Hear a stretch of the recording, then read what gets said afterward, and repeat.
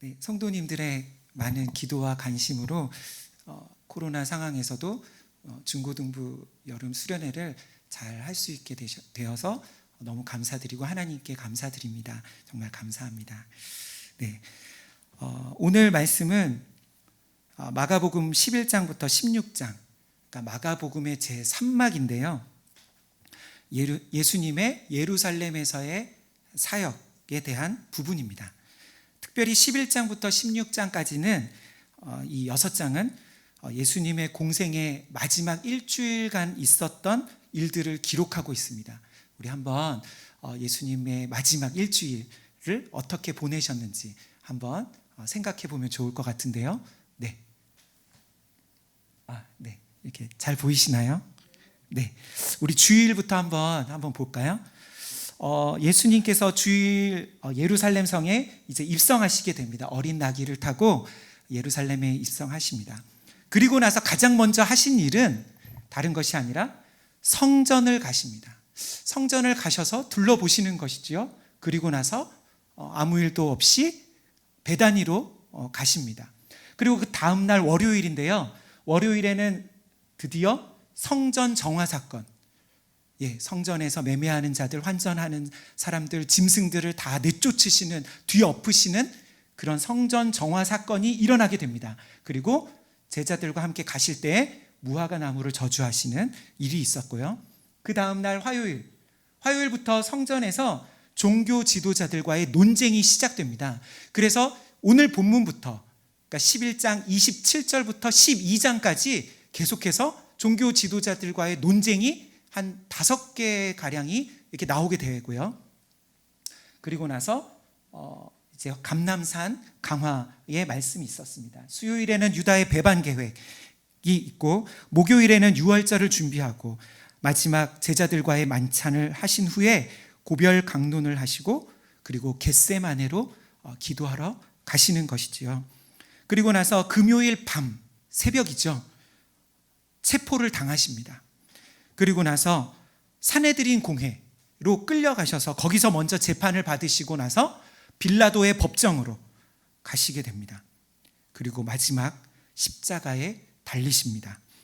그리고 토요일에는 안식일인데요. 무덤에 계셨다가 주일날 이렇게 부활하게 되시는 것이죠. 이것이 마가복음에 나오는 예수님의 생애, 공생의 마지막 일주일간 있었던 일들입니다.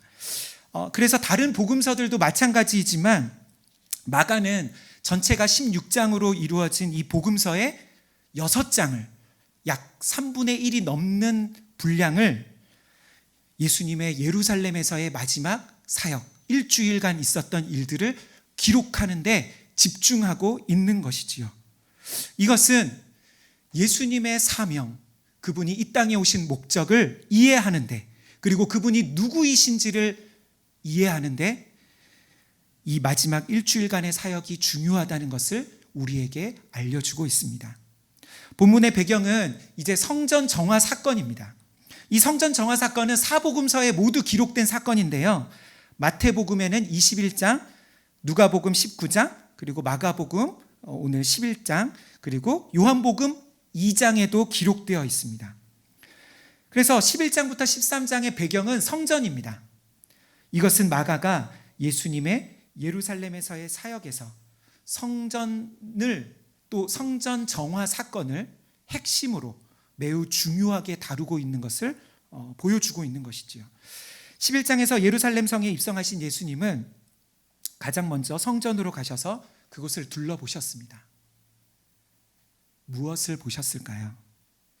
당시 성전 안에서 곧 이방인의 뜰에서 제사의 제물로 드려지는 짐승을 매매하는 자들과 성전세를 환전해 주는, 그러니까 로마 제국의 돈으로는 성전세를 낼 수 없었기 때문에 그 돈을 환전해 주고 바꿔주는 그런 자들이 있는 것을 보셨습니다.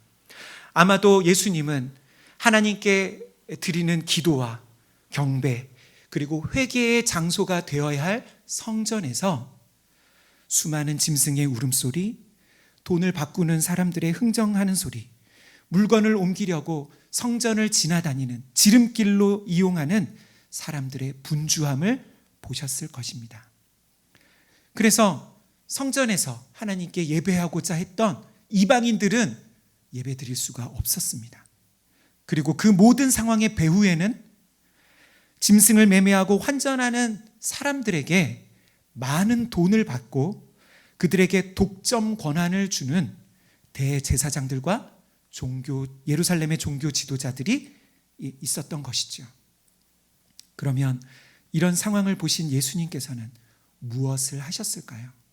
마가복음 11장 15절로 17절인데요. 우리 함께 한 번 더 보면 좋겠습니다. 읽겠습니다. 그들이 예루살렘에 들어가니라.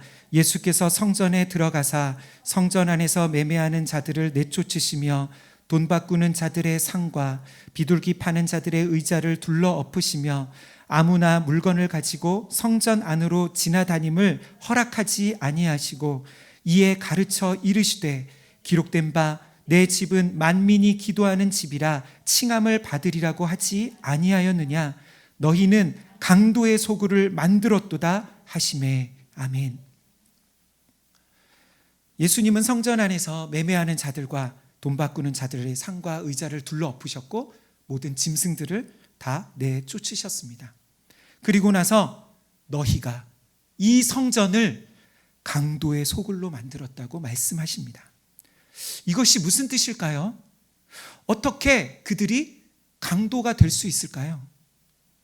칼 들고 위협해서 돈을 뺏는 강도가 아니라 성전에서 예배하고자 하는 사람들을 이용해서 자신들의 종교적 지위와 권위를 이용해서 엄청난 돈과 이권을 챙기고 있는 그들의 모습이 강도와 다를 바 없다는 뜻입니다. 이런 배경에서 오늘 본문이 나오고 있습니다. 27절 말씀입니다. 읽겠습니다. 그들이 다시 예루살렘에 들어가니라. 예수께서 성전에서 거니실 때에 대제사장들과 서기관들과 장로들이 나와. 아멘. 27절은 그들이 다시 예루살렘에 들어가니라 라고 말하고 있는데요. 이것은 성전 정화 사건 다음 날, 곧 화요일에 예수님과 제자들이 다시 성전에 들어가셨다는 것입니다. 그러면 다시 성전에 들어가신 예수님은 무엇을 하셨을까요? 오늘 본문과 평행 본문인 누가복음 20장 1절입니다.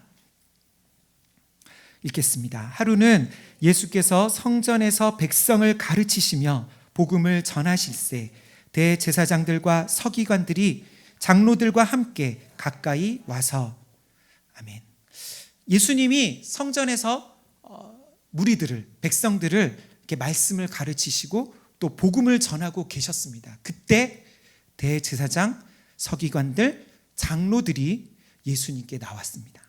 이들은 71명으로 이루어진 유대인들의 최고 권력 기구였던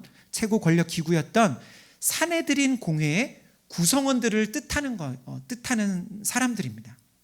그들 가운데 대표들이 공식적으로 예수님을 대면하기 위해서 지금 찾아온 것이지요. 그리고 예수님께 질문했습니다. 28절입니다. 이르되 무슨 권위로 이런 일을 하느냐? 누가 이런 일할 권위를 주었느냐? 아멘. 종교 지도자들의 질문은 두 가지였는데요. 첫 번째는 무슨 권위로 이런 일을 하느냐? 그리고 두 번째는 누가 이런 일할 권위를 주었느냐입니다. 이 질문은 예수님이 행하신 두 가지 일에 대한 문제 제기였습니다. 하나는 예수님이 정식 랍비 교육을 받은 적도 없으면서 왜 사람들에게 말씀을 가르치고 있느냐는 것이지요. 그리고 또 하나는 전날에 있었던 성전 정화 사건을 뜻하는 말입니다. 그래서 이 두 가지 질문의 공통점은 예수님의 자격과 권위에 대한 문제 제기였습니다. 다시 말해 그들의 질문의 핵심은 이런 의미인 것이지요. 나사렛 출신의 젊은 목수인 네가 도대체 무슨 권위로 이런 일을 행하였는가? 내 배후에 도대체 누가 있느냐? 네가 정말 메시아인가? 라는 말입니다. 여기서 한 가지 생각해 봐야 할 것이 있습니다. 그것은 이스라엘 역사상 누구도 예수님처럼 성전 안에서 이렇게 한 사람이 없었다는 것이지요. 예수님은 종교 지도자들에 의해서 공식적으로 인정받은 그런 장사하는 사람들, 짐승들을 다 쫓아내셨습니다. 한편으로 예수님의 행동은 사람들이 하나님께 제사 드리지 못하도록, 예배 드리지 못하도록 방해를 한 것이지요.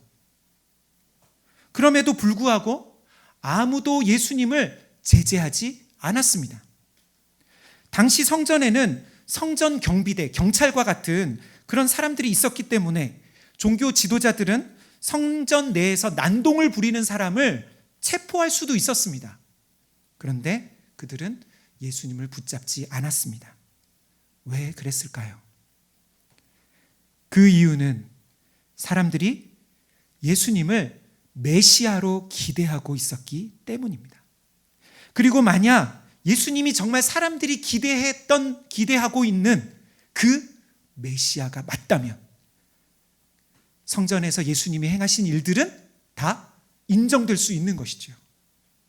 그러면 지금 종교 지도자들의 질문은 정말 예수님이 그 메시아인 것을 확인하고 싶어서 하고 있는 질문일까요?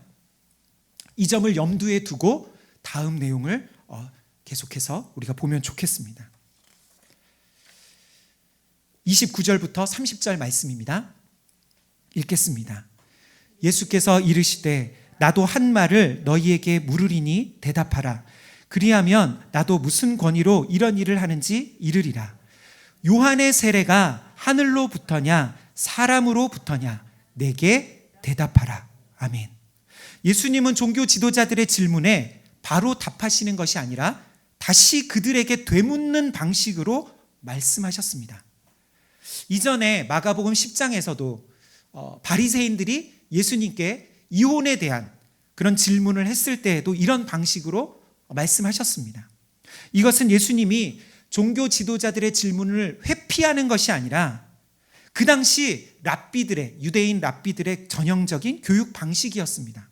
그러니까 말씀을 가르치는 랍비, 선생에게 제자들이나 또는 어떤 사람이 질문을 하면 바로 그에 대한 답을 하는 것이 아니라 그들에게 또 다른 질문을 해서 그에 대한 답이 앞에 그들이 한 질문에 대한 답이 되는 방식으로 답을 찾게 하는 교육 방식이었습니다. 예수님이 하신 질문은 이것이죠.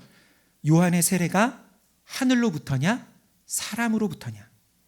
이것은 세례 요한의 사역의 그 권위의 근원, 사역의 근원에 대한 질문입니다. 세례 요한은 광야에서 사람들에게 메시아의 오심을 준비시키는 사역을 했습니다. 그것은 회개의 세례를 전파하는 것이었습니다. 여기서 먼저 하늘로부터라는 말은 유대인들이 하나님을 직접적으로 언급하지 않는 그런 표현인데요. 다시 말해 세례 요한의 사역이 하나님이 주신 권위로 행한 사역인가 아니면 사람으로부터, 다시 말해 세례 요한 스스로 행한 인간적인 사역인가, 그런 뜻인 것이지요. 다시 말해 예수님의 질문은 세례 요한의 사역의 권위와 예수님의 사역의 권위가 동일하다는 의미입니다. 그러자 종교 지도자들 사이에 논의가 벌어졌습니다. 31절과 32절 말씀입니다. 함께 읽겠습니다. 그들이 서로 의논하여 이르되 만일 하늘로부터라 하면 어찌하여 그를 믿지 아니하였느냐 할 것이니 그러면 사람으로부터 할까 하였으나 모든 사람이 요한을 참 선지자로 여김으로 그들이 백성을 두려워하는지라. 아멘. 예수님의 질문에 종교 지도자들은 지금 이러지도 저러지도 못하는 딜레마에 빠지게 되었습니다. 그들이 생각한 가능한 대답은 두 가지였습니다. 첫 번째는 만일 하늘로부터라고 하면, 다시 말해서 세례 요한의 사역이 하나님이 주신 권위로 행한 사역이라고 하면 왜 그에게 세례를 받지 않았느냐고, 또 세례 요한이 메시아로 증거한 예수님을 왜 믿지 않느냐고 할 것입니다. 또 다른 대답은 그러면 사람으로부터 할까? 그렇게 말하면 어떻게 됩니까? 다시 말해 세례 요한의 사역이 하나님과 상관없는 인간적인 권위의 운동이라고 말하면, 그러면 수많은 사람들, 곧 대중이 세례 요한을 참 선지자로 여기고 있기 때문에 그들로부터의 비난과 비판을 받게 될 수 있는 것이지요. 그래서 종교 지도자들은 어떻게 대답했을까요? 33절입니다. 이에 예수께 대답하여 이르되 우리가 알지 못하노라. 종교 지도자들의 대답은 우리도 모르겠다 였습니다. 이 대답은 예수님을 반대하는 그들의 입장과 그리고 자신들의 체면을 지키는 그런 대답인 것이지요. 그런데 사실 이 말은 너무나 무책임한 말입니다. 한 나라의 종교 지도자들이라고 하는 자들이 이스라엘의 엄청난 사회적, 종교적 이슈였던 일에 대해서 무엇이 진실인지 판단하지도 못하고, 그래서 백성들을 가르치고 인도해야 할 자들이 모르겠다고 말하는 것은 말이 안 되는 것이죠. 만약 정말 모른다면 그들은 둘 중에 하나입니다. 종교 지도자라는 타이틀, 지위와 권위는 있을지 모르지만 너무나 무능력한 지도자들이거나 아니면 진실을 외면하고 거부하는 부정직한 자들인 것이지요. 33절 말씀 다시 한번 읽겠습니다. 이에 예수께 대답하여 이르되 우리가 알지 못하노라 하니 예수께서 이르시되 나도 무슨 권위로 이런 일을 하는지 너희에게 이르지 아니하리라 하시니라. 아멘. 이렇게 종교 지도자들의 예수님의 권위에 대한 문제 제기는 헛수고가 되었고, 예수님은 십자가에 달리시기까지 조금 더 사역의 시간을 벌게 되셨습니다. 그러면 종교 지도자들은 왜 이런 대답을 했을까요? 그들의 문제는 무엇이었을까요? 첫째로 그들은 무엇이 진리인지에 대해서는 관심이 없었습니다. 만약 그들이 예수님의 질문에 대해서 정직하게 고민하고 생각했더라면 진리가 무엇인지, 예수님이 어떤 분이신지 깨닫게 됐을 수도 있습니다. 그러나 사실 그들은 예수님이 무슨 권위로 이런 일을 행하시는지 알고자 하는 마음이 전혀 없었습니다. 오히려 의도적으로 예수님을 반대하고 거절했습니다. 왜요? 예수님이 자신들의 권위에 도전했기 때문인 것이지요. 예수님 때문에 자신들의 기득권, 지위와 체면이 위태로워졌기 때문입니다. 어떻게 예수님이 그들의 권위에 도전하셨습니까? 인간적인 힘과 방법, 사람들의 세력을 통해서가 아니라 진리를 말하심으로 그들에게 도전하셨습니다. 그분은 말만 하신 것이 아니라 그분의 삶과 행동이 그들에게 도전이 되었습니다. 다시 말해 예수님의 말과 그분의 삶이 그들을 정죄했고 그들의 마음이 찔리게 만들었습니다. 결론적으로 그들은 백성의 영적 종교적 지도자였지만, 누구보다 종교적인 열심이 있었을지는 모르지만 눈앞에서 자신들이 그토록 기다리고 또 연구하고 그 메시아를, 그 구원자를 거부하고 믿지 않는 자들이 된 것이지요. 두 번째는 그들은 하나님보다 사람을 더 두려워했습니다. 평행 본문인 누가복음 20장 5절과 6절을 한번 보면 좋겠습니다. 함께 읽겠습니다. 그들이 서로 의논하여 이르되 만일 하늘로부터라 하면 어찌하여 그를 믿지 아니하였느냐 할 것이요 만일 사람으로부터라 하면 백성이 요한을 선지자로 인정하니 그들이 다 우리를 돌로 칠 것이라 하고. 아멘. 종교 지도자들은 사람들이 더 두려웠습니다. 백성들이 자신을 돌로 칠까 두려웠습니다.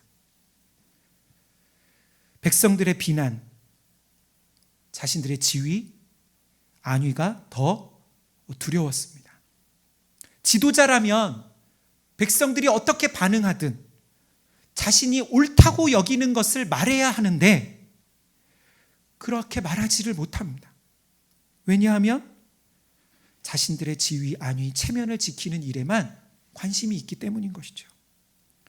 이것은 그들이 정말 섬기는 분이 하나님이 아니라 자기 자신을 우상으로 섬기고 있음을 보여주는 것입니다. 결국 종교 지도자들은 자신들의 탐욕과 두려움 때문에 의도적으로 예수님을 거절했고 이후에 예수님을 십자가에 못 박아 죽이는 자들이 되었습니다. 사랑하는 성도 여러분, 오늘 말씀을 통해서 우리는 유대 종교 지도자들의 잘못과 어리석음을 이렇게 보게 되었습니다.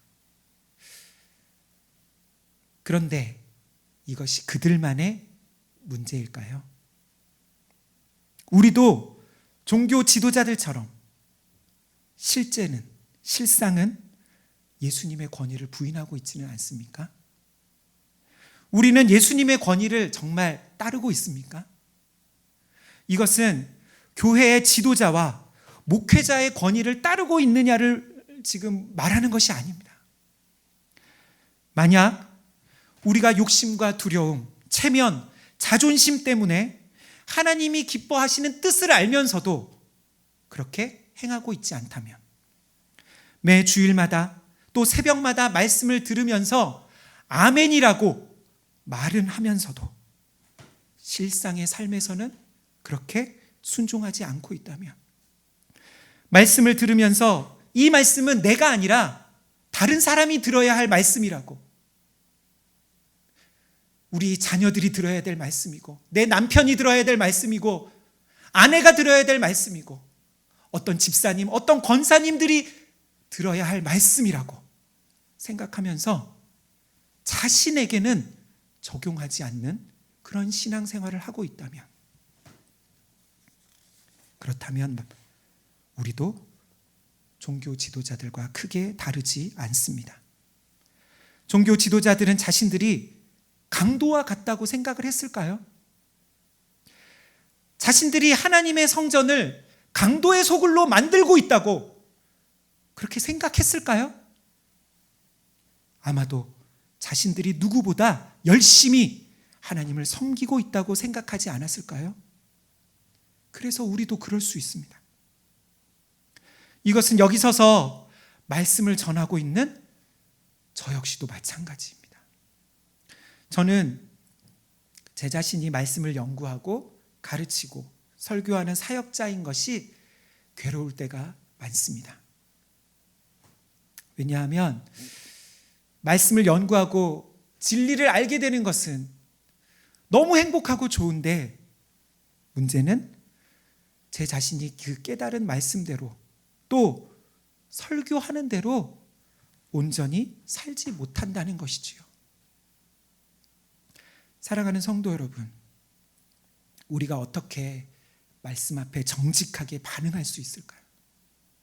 어떻게 우리의 욕심과 두려움을 내려놓고 주님의 말씀에 온전히 순종할 수 있을까요?